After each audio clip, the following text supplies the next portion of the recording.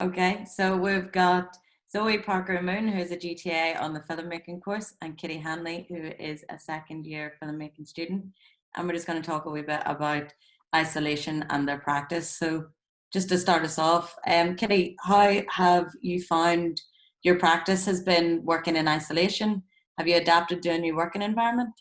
At first I found it quite like weird because I'd sort of go out with friends and go to like the cinema and stuff to get inspiration for ideas. Obviously, I can't do that, so I was a bit in a rut for a few weeks. And then I just started watching films, which I never really, I know I should because I'm on a filmmaking course, but I never really get around to doing it. I just sort of will binge watch a series or something instead. But I've found that like all this time I've just been able to watch loads of films, and that's given me like inspiration instead of going out and stuff. So it's been quite good to actually like sit down and actually do work and watch films and stuff. So I think overall it's probably been quite good for me. Mm-hmm. You feel like you've accessed something that you wouldn't have done before? Yeah, definitely. Like I feel like I usually just get distracted, or I don't know, I feel like I've literally just watched so many films that I've been meaning to watch for ages, and that's actually like given me ideas and made me sort of do more research and stuff for projects as well. Yeah, okay, cool. And Zoe, what about you? Have you found that your role as a GTA has been affected, and how so? Yeah, it's a lot harder to teach from home, obviously. I think it's difficult because the students feel more disconnected with each other, and then obviously therefore the teaching staff as well. So it's about finding ways to connect, whether that's Zoom calls or emails. And then once you're connecting, trying to make it normal and trying to make people comfortable, because it can be difficult just talking to someone on a screen and giving them advice, and things seem very, impersonal. So you kind of have to find more realistic ways to connect with people. That might be Instagram because people are using it more so than emails, or it might just be getting groups of people together more so than just one-on-ones, which can be quite intimidating, I think. So it's a new world. Absolutely, and I think there's lots of conversations about trying to make things normal, but really it's about accepting that this is our new normal for now. And is there anything that you have done sort of over Zoom that you wouldn't have been able to do in person? Pub quizzes, just like getting rid of pub quizzes. I was kind of like scared to use Zoom at the start, like when everyone was FaceTiming and stuff. I got a little bit like nervous about it, and then there was like tutors sort of if you needed help with like offer Zoom, and at first I was like, well, it'll be a bit weird. Like I was a bit sort of apprehensive to it, and so instead I'd rather email. And then I think it's like a new sort of anxiety. Like if you're ever nervous to go to a lecture or something, it's like, well, now I'm nervous to sit on camera and stuff. And I think like it's just like, I don't know, you get used to it and stuff. So it's just like a new normal. Yeah, I think it's quite it gives you a bit more space, to think actually, because you might be in a tutorial one-on-one or in like a lecture environment where things are happening in that moment. You've got a few seconds to think of something interesting to say. Otherwise the student feels like they've lost their chance. And actually there's something about maybe remote learning and that communication and giving feedback over email, where each side has more time to think about what they've been doing, how they can help, how we can help that student. And then hopefully actually sometimes it can be a bit slower and more thoughtful, I think. I found. Yeah, I think you've got a bit more time, and I think as a student you've got that time to maybe you've got 20 minutes and you can talk from your space in your room. And I think some students find that a bit easier, like in a social context, like to not be around and like worry about the other person talking. But of course you miss out something else. But I think it's quite important to see what you're getting from it, even if it won't be like this hopefully forever. But definitely. And Kitty, how have you found, have you learned anything about yourself as an artist during the quarantine? I think I have, because I think I've realised like what type of films and art like I actually like making. I feel like when I came to uni for my foundation course, I was like, I'm going to use this time to experiment and decide what I like doing. But I already kind of knew what I liked doing. Like I knew that I liked making films about nothing. And then I sort of came to uni and was like, I'm just going to throw that out the window and just sort of try different things. Then I think this lockdown's helped me realise sort of actually I do just like making films like about sort of just like details and stuff, and like that don't need like too much sort of intricate planning and loads of, and more just like spontaneous. So I feel like, and when I kind of realised that, I felt like a bit happy. I was like, oh yeah, that's what I actually do like doing. And I feel like maybe it's just not having the pressure of like showing it to your class or having loads of meetings with your tutors or something, but I think I was just a bit like less bothered what other people might think of it, and I feel like that's worked out quite well. Yeah. Is there something from those group like environments that you think could be brought into Zoom? Like, what do you think is the best way that you would like a group dynamic to happen? Maybe would it be through Zoom, or would it be like you like on Facebook or something like that? Probably, I don't know, because I always find like group work quite difficult, because I was like used to work on my own, but then I think I do kind of miss like where you're sat in a room and like bouncing off each other, and you realise, oh, actually that's a really good idea, and stuff like that. But I think maybe just maybe like a Zoom call or something with people that you work well with and stuff, or just like messaging or something. Because like you say, if it's a message, you have more time to think about it. I'm not too sure. And Zoe, how have you felt about making films in isolation? I haven't got many thoughts because I haven't been making films, which I think is probably okay, and also it's probably the reality for a lot of people. There is a lot more time for some people. Some people are out there working, but for a lot of us there is more time, and I think for me at least that's allowed a bit more space to do other things. That might be I'm reading a bit more, I'm taking things a bit more slowly, I'm cooking more, I am being creative in a way. I've sort of started painting, and I'm not good at it. And I think that's probably fine, because there's just something about actually spending time doing something, engaging with your brain, that isn't just walking to and from work or watching TV. There's something about engaging that then I think helps you out in the long run in forming ideas and sort of processes, and eventually a film will come out of that. But I think it's okay that it hasn't at the moment. I think that's real for a lot of people. Yeah, I think in a lot of ways, just being able to nurse your creativity until you're getting to a point where you can actually really fulfill it again. And for a lot of people, it is just painting and cooking and baking and doing all those things that you can use as an outlet. But yeah, totally. I think that a lot of us have put it to one side at the minute, and will continue when everything's over. So how have you guys found staying connected and motivated or inspired? I found it really hard at the start. I was just like, I felt a bit like, well, what's the point? Like, I just felt a bit like this is just pointless. Like I could just sit and do nothing all day. But then I think I started off by watching a film, and then because I'd usually go on my phone like or something when I'm watching a film, I thought I'd just start like making something instead, like drawing or like stitching or something. And I just did that like while I was watching films, and I made like a little doll. It's somewhere in this room. I made like a little doll, and then I sort of I think that sort of motivated me to be more creative.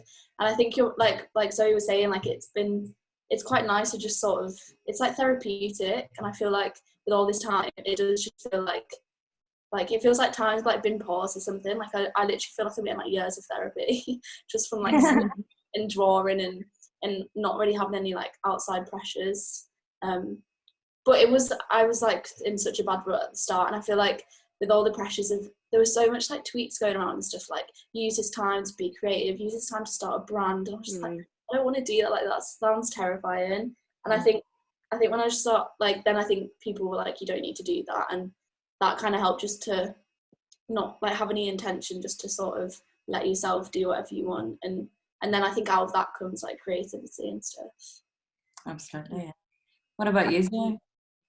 Yeah, I was going to say I started watching the new Channel 4 show, Grace and Perry's Art Club, and it's just like it's so inspirational, because in an art school environment, or just in the art community as a whole, you no one ever tells you, you don't have to be good at this, because you feel like you do have to be good at it.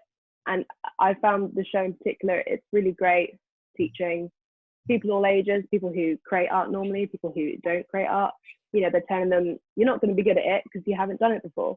And even if you have done it before, you don't have to be amazing for it to be worthwhile. So, you know, in terms of inspiration, I think there's something a lot of people can get out of that kind of mentality where you're getting over that initial hurdle and just make something. It doesn't have to be good, because why does art have to be good, I think? No, it's a really good point. I think that show definitely does highlight that and sort of brings it back to expression and fun and things sort of get you do forget a little bit when you're in the university process, because there's a lot of pressure on marks. Like you said, Kitty, about like creating and then having to show other people and having their opinions in your head. Whereas when you really look at this time as a bit of just rehabilitation for your creativity, it is really helpful, I think. I think Kitty's work as well, a lot of your stuff does revolve around fun. I think that's a big part of your practice. You know, what do you think about fun, Kitty? Because I think of your work as really fun. Oh, I don't know. I feel like, yeah, like, because I basically, so for my last project, made a film just about lockdown. And when I was like having to come up with a film, I had no clue, and I was like thinking all these like weird ideas. And then I sort of thought like, actually, like, because I was in lockdown with my mum and boyfriend, and it was like a weird dynamic we had going, because it's like, when in my life am I going to be 2 months with my mum and my boyfriend in a little house? And like I was a bit nervous at the start. I was like, we're just going to get on top of each other and it's going to be really stressful. But then we were just having really like fun daft days. Like we would make massive like paper hats, and my boyfriend doesn't do art at all, and like he said, so he was really sort of nervous to do anything. He was like, well, it's not going to be good, it's not going to be realistic.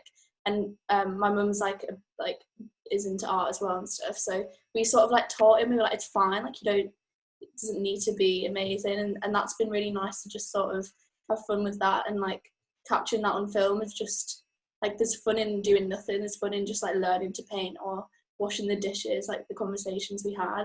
So I feel like it's made me sort of realise that, like you say, like you can make something that looks all fun and like beautiful just out of absolutely nothing, really.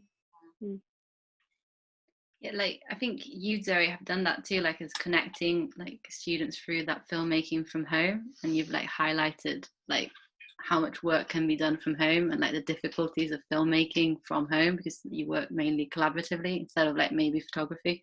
Like, do you want to talk a bit about that? Yeah, filmmaking is so collaborative. I think people really felt confused, especially because, you know, with Unit X and also the third years, you know, they're creating their major film for their final thing before graduating. And it is all so collaborative. It's almost the whole point of the course. But yeah, there's a series that we've called Filmmaking from Home on our Instagram, MMU_filmmaking. Plug that there. Yeah, and I think the point of it is to showcase what people are up to. You know, mainly students, but also we're hearing from staff and alumni, which is good. I think it builds some of those barriers that I mentioned before, because it can be difficult, you know, forming connections between, you know, especially staff and students. But we're trying to showcase everything. And yeah, I think a lot of the students have felt disconnected, especially because they're about to shoot their films. They're all in big groups. I think they're finding new ways to experiment with the idea of what a film is, creating new processes to get their work made, so, you know, that their outcomes are different to what they were going to be. But, you know, on our page, we've showcased sort of like 360 video, a lot of photography stuff, which obviously isn't filmmaking, but that's great. People are finding new ways to be creative. And also, you know, the normal, you know, we've got stills and people's video work, but I think it's great that it's all mixed in with a lot of like diary stuff as well. So it is very like real, and it's what they're up to now. So I think it's good to show people the reality of what it is to be at home as like an artist. So is there been any advice that you've been given that was particularly helpful, or have you got any healthy working methods that you'd like to share?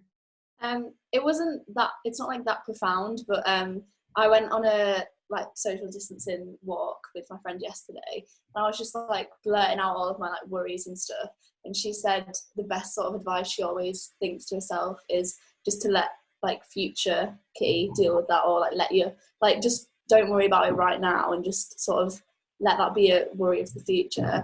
And I feel like that kind of applies to when you're like really stressing, like you don't have an idea and you kind of force it. And I think when you get into that headspace, like it's just you're never gonna have an idea that you like. And I always think like when I'm struggling with coming up with an idea or something, I sort of just try and like relax and know that like I will have an idea, like it's inevitable, something will pop into your head. So I think like whenever I'm sort of getting into a rut or something, the best advice I always sort of think is to just be like confident and know that like you will have an idea, and don't like necessarily just do nothing, but maybe like watch a film or do a drawing and do something creative, and then probably something will pop into your head, like listen to some music or something. And also don't work on your bed. I feel like I'm really bad for working on my bed and then I can never sleep because I associate it with like work. To make a nice little workspace. Yeah, that's really good advice. That's really good. What Yeah, about I try to you? wear my jeans. So I feel like I'm going to work. Yeah, workspace to go there. I'm sat on the floor, so I don't know if I can preach that. Yeah, we spoke to Lauren Dunn, who's one of the tutors on the filmmaking course.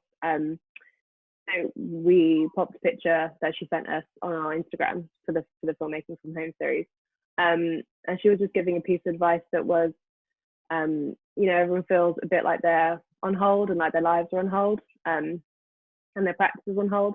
But it's important to remember actually that the industry itself is on hold. So you're not going to be behind once everything starts up again. Don't feel like you're wasting time or losing time because, everyone's in the same spot in that regard, at least.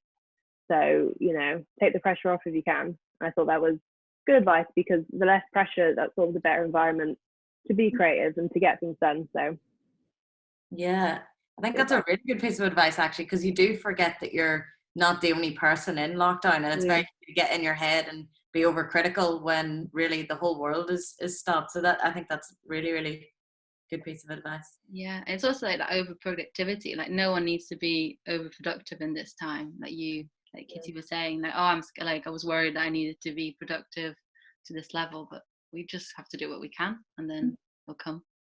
Yeah. Okay, brilliant. Well, thank you very much, guys. That was really interesting. Yeah, it was Thank great. you. Thank you for having us.